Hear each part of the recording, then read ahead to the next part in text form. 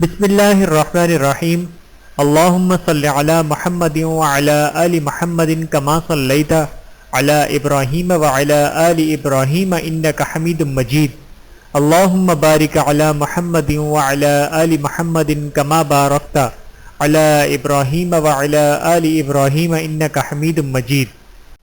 بسم اللہ الرحمن الرحیم۔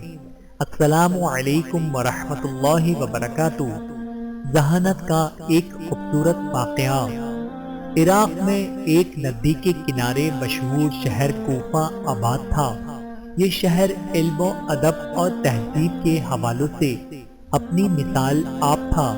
حضور اکرم صلی اللہ علیہ وآلہ وسلم کے عہد کے بعد بھی اس شہر میں بڑے بڑے عالم و بزرگ پیدا ہوئے۔ حضرت امام ابو حنیفہ کا تعلق بھی اسی شہر سے تھا۔ یہ امام ابو حنیفہ کے بچپن کا واقعہ ہے کہ ایک کافر جو بہت عالم فاضل تھا اور اسے اپنے علم و فضل پر بڑا گھمنڈ تھا، کہیں سے کوفے میں آ کر رہنے لگا۔ آہستہ آہستہ اس کے علم و فضل کا شہر بھر میں پورے کوفے میں پھیل گیا۔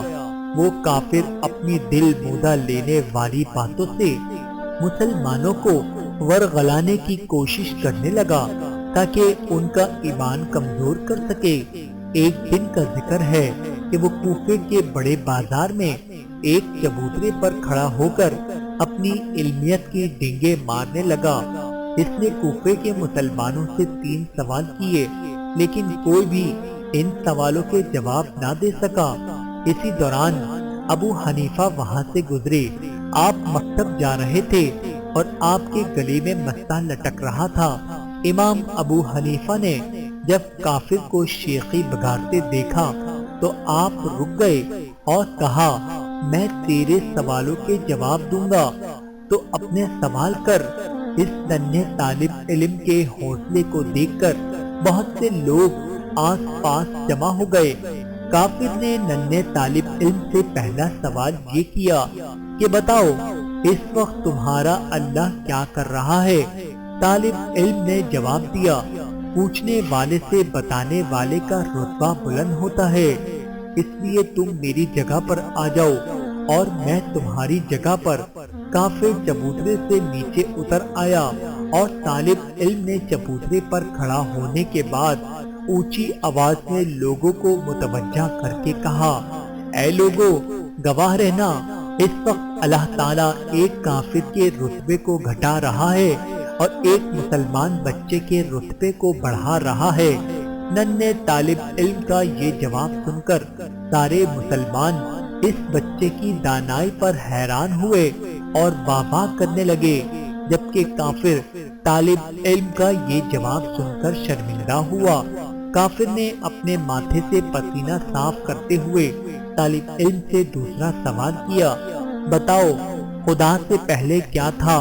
ننھے طالب علم نے اس سوال کے جواب میں کافر کو 9 سے الٹی گنتی گننے کو کہا۔